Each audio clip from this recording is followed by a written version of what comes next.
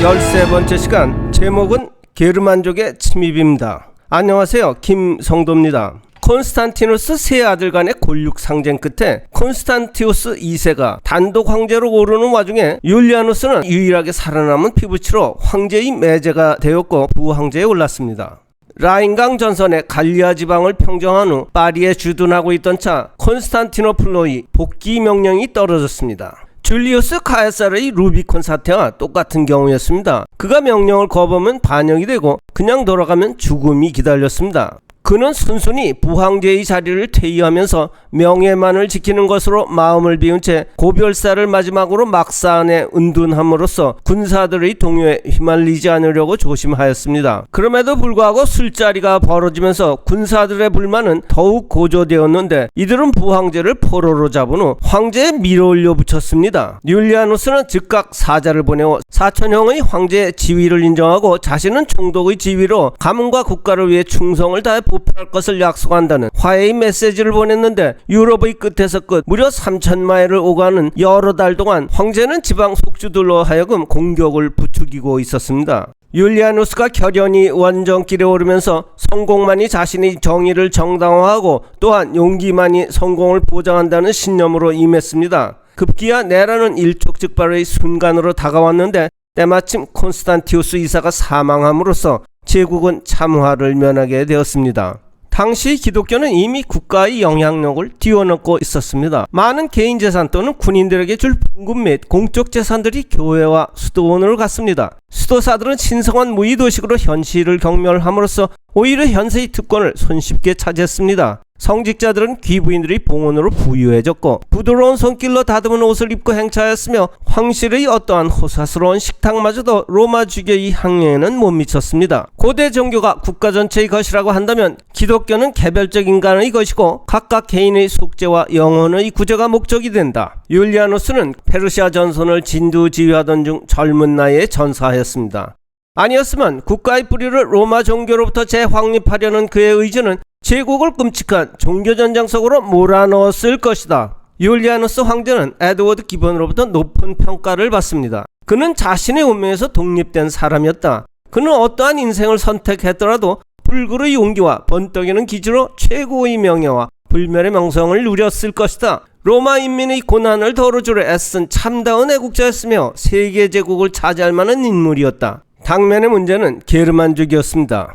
게르만족이란 급격한 기후변화로 인해 스칸디나비아 반도로부터 볼티크해를 건너 현재의 독일 및 폴란드 등의 유럽 북쪽 일대에 정착한 부족들로서 100여 개가 넘는 다양한 성분의 이 부족들 전체를 칭하는 하나의 역사적인 개념입니다. 토이토브루크의 패전 이후 게르만족은 라인강과 다뉴브강의 이북에서 자유스럽게 존속하여 왔고 인구가 증가하면서 점점 비옥한 땅을 원하게 되었는데 그들의 남아는 피할 수 없는 하나의 인륜적 현상이었습니다. 그러나 역사적 사건으로서의 게르만족 침입은 서기 4세기 말경 동쪽의 훈족으로부터 촉발되었습니다.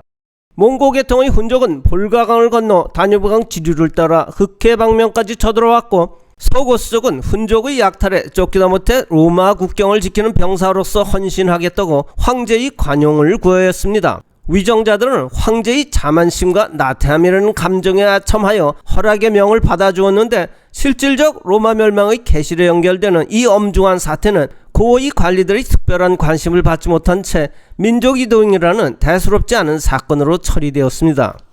대략 100만 명으로 추산되는 인구이동 속에 어린이들은 따로 떼어 여러 곳에 나누어져 문명인의 교육을 받으면서 부모들의 충성을 담보할 인질이 되었습니다. 갑작스러운 대규모의 이민 사태는 상당한 혼란을 야기했으며 이 와중에 동고수족까지도 아무런 저항 없이 제국 영토 안으로 들어오게 되었습니다. 정작 커다란 문제가 도강시에 적당히 넘어갔습니다. 로마 관리들은 야만족들에게 무장 해제를 강요하였고 이는 당연한 명령이었습니다. 야만족들은 칼을 버린다는 것은 항복이며 곧 자존심을 포기하는 것이라는 생각으로 관리들에게 재물뿐만이 아니라 또한 딸과 아내의 몸을 바치면서까지도 무기만은 포기하지 않았습니다. 문제가 일어나기 시작한 것은 관리들의 강압과 탐욕 그리고 거친 모욕이 원인이 되면서 늘상 반목해왔던 동서고수족이 결집하면서부터였습니다. 굶주림과 학대는 민족 전체를 화해시키는 자해형분이 되었고 마침내 전쟁을 의결하자 강 건너의 다른 야만족들 그들에게 어제까지도 적군이었던 훈족, 스키타이족들까지 가사하여 대군단으로 커져갔습니다. 로마인들은 야만족들을 영토 안으로 쉽게 받아들였을 뿐만 아니라 또한 무기마저도 허락하였으니 멸망의 원인을 스스로 제공한 셈이었습니다. 이는 서로마 전역을 뒤흔드는 게르만족의 침입이라는 역사적 사건으로 발전하게 됩니다. 게르만족들은 다뉴브강에서 헬레스폰트 해협 이리까지 300마일에 걸친 비옥한 땅을 마음대로 약탈하였고 그들이 당한 모욕과 강간 등을 그대로 로마인들에게 되분풀이했습니다. 그러나 성난 분노는 여기에서 그치지 않았습니다. 아드리아노폴리스가 다음 목표가 됩니다. 발렌스 동부 황제가 패배에 지친 로마 군사를 격려하고자 아드리아노폴리스로 직접 대군을 진두지휘하면서 조카인 서로마 황제 그라티우스에게 원군을 요청해 놓았습니다. 그러나 그는 혼자만으로도 승리를 할 수 있다는 자만심과 일그러진 질투심에 사로잡혀 원군을 기다리지 않은 채 성급하게 전투를 벌였습니다. 기병대는 일찌감치 도주하였고 보병 군단만이 버림받은 채로 포위되어 섬멸당하였으며 황제는 부상을 입고 오두막집으로 도피하였으나 포위된 채로 불에 타 죽는 처참한 패배를 당하였습니다. 이 전투는 한니발에게 당한 칸나의 전투보다도 더 큰 패배였습니다. 역사학자들은 이 시점에서 야만족에 대한 로마의 군사적 우위는 상실되었고 로마 멸망이 시작되었다라고 했습니다. 로마 말기에 들어가면서 황제들은 거의 모두 군인이었고 특히 일리루크 및 다키아 등의 북방 속주 출신들이 군인으로 두각을 나타내면서 많은 군인 영주가 탄생합니다. 한편으로는 지역 사령관으로서 국가의 공인이었고 동시에 다른 한편으로는 영주로서 개인이라는 사실에 문제가 있었습니다. 사령관으로서 제한된 수의 시민들로 신병 공급의 국가적 의무 수행은 자신의 영지에 대한 노동력을 감소시키는 것이었고 이는 영주들을 파멸로 몰아넣는 것이었습니다. 노예시장의 붕괴로 야기된 노동자 부족 상황에서 영주들은 개인의 이익을 앞세워 시민들을 농장에 우선적으로 공급하였고 신병 공급이라는 국가적 의무는 팽개쳐버렸습니다. 제국은 지방 영주들의 국가로부터의 시민 탈취에 대해 대처할 수 있는 여력이 없었습니다. 테오도시우스 장군이 동로마 황제에 오릅니다.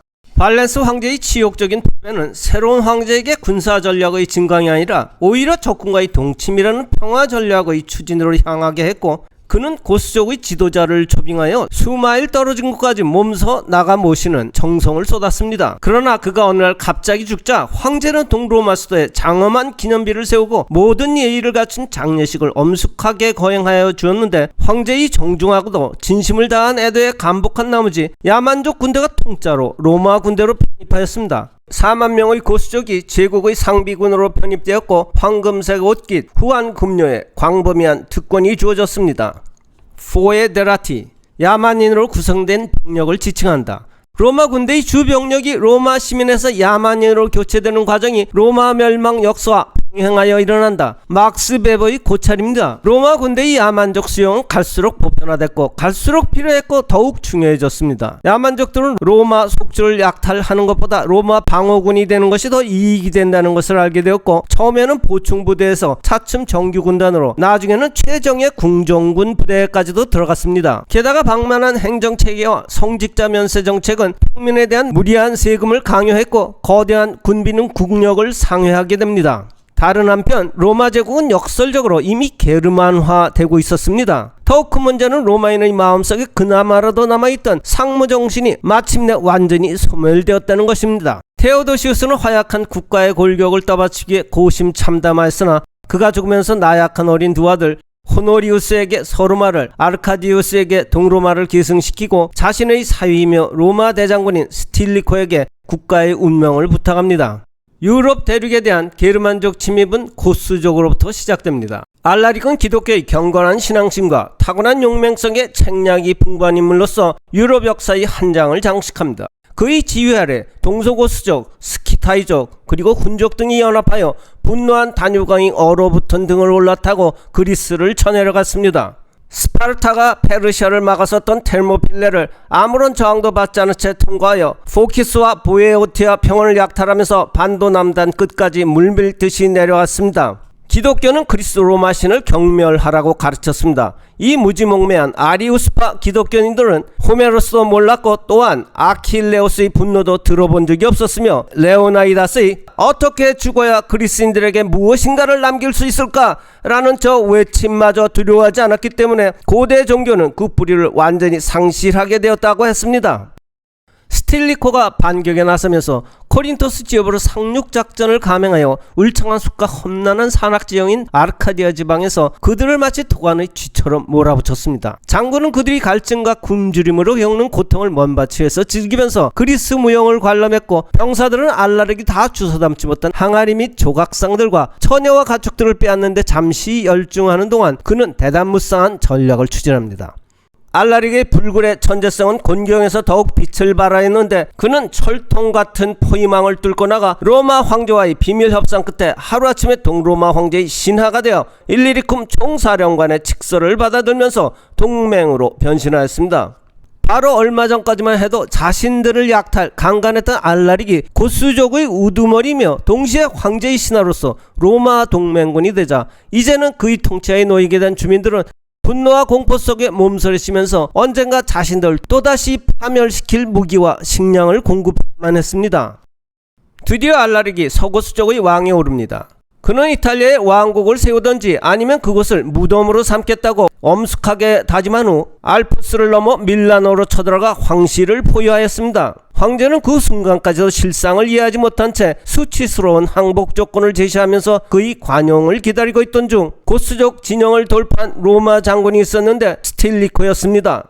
스틸리코는 황제를 라벤나로 우선 도피시킨 후 한편으로는 코모 호수를 지나 엄동설안인 알프스로 올라가 군대를 자철하고 다른 한편으로는 북방 칼레도니아에서부터 브리타니아의 군단을 소환합니다. 바로 이 시점 로마 군단 철수가 앵글로삭슨의 침입이라 불리워지는 역사적 사건을 유발합니다. 로마 역사가 종료되고 게르만 역사가 개시된 것은 영국이 제일 먼저였습니다. 그는 뛰어난 지략과 용맹으로 고수족과 맞서 알라릭의 아내를 포로잡는 대승을 이끌어 로마에게 한 가닥의 가느다란 희망을 주었습니다. 배틀 오브 플레티아 전투는 시인 클라우디아누스에 의해 스틸리코의 생애 중 가장 영광스러운 시기였다고 칭송되었습니다. 그러나 한편 스틸리코는 적인 알라릭의 고매한 인품에 매료되었으며 강인한 정신의 소유자로 존경을 마다하지 않았습니다. 그는 알라릭의 제한적이면서도 불안정한 권한만을 행사할 수 있었고 그의 높은 자리는 오직 부하들의 이익을 대변할 수 있어야만 유지되는 그런 입장이라는 점까지 꿰뚫어 보았습니다.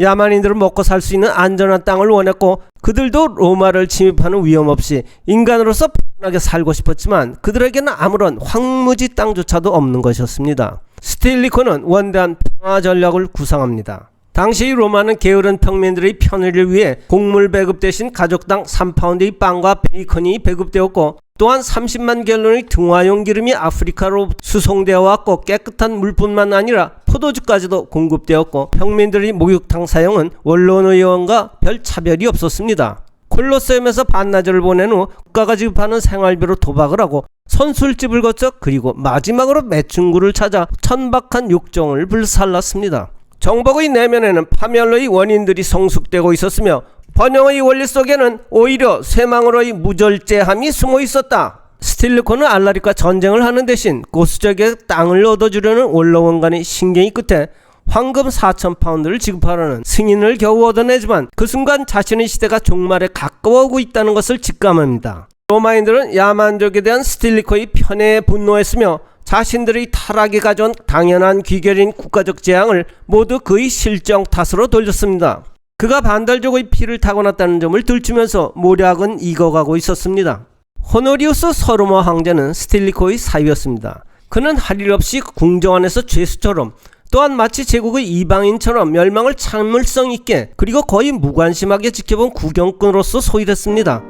그의 로마 대장군에 대한 존경심은 처음에는 공포심으로 시간이 지나면서 의심으로 마지막으로 증오심으로 바뀌어 나갑니다. 스틸리코는 로마의 장군으로서 자신의 신념에 충실하였고 의연한 자세로 칼을 피하지 않습니다. 그의 명예로운 긍지는 야만족들의 코앞에서 동족의 피를 흘릴 수 없었고 부하들의 강력한 옹립의지를 거부하였는데 그의 정족들은 부끄러움조차도 모르는 채 눈앞의 결과에만 기뻐했습니다. 로마 쇠망사를 저술한 에드워드 기번은 스틸리코를 로마 최후의 장군으로 칭송합니다. 알라릭은 분노했고 로마는 무방비였습니다. 갈리아족의 브레누스에게 약탈당한 지 800여 년 만의 사태였습니다. 로마의 영광과 현실적인 무력감의 차이는 점점 커갔다. 아무런 저항과 대립도 없는 이런 곳에서는 어떠한 훌륭한 인격이 나온다 하더라도 국가의 변화를 가져올 수는 없었다. 하나의 도시가 제국으로 팽창하게 된 경위보다는 쇠망에 더욱 관심이 많은 것은 어떻게 그 거대한 제국이 무너질 수 있었을까 하는 경악스러운 의구심 때문이겠지만, 오히려 우리를 더욱 놀라게 하는 것은 로마가 그처럼 오래 존속했다는 데 있다. 일찍이 테오도시우스 황제는 카톨릭을 국교로 공인하였습니다. 그가 밀라노 주교 암브로시우스로부터 교회 출입 금종령을 선포받고 이에 굴복하면서 정치권의 위상은 교회 아래로 떨어집니다. 분열된 로마를 인수하는 힘은 무력이 아닌 새로운 정신 카톨릭 제국입니다. 로마가 부활한다. 카톨릭 제국은 홀리 로만 엠파이어를 설립하여 게르만족을 통한 서로마 제국의 부활을 주도한다. 유럽 세계는 통일 로마가 분열되는 과정이며 교회와 국가가 각각 세속 정치 및 헤게모니의 장악, 이것을 둘러싼 갈등을 주제로 역사가 형성된다.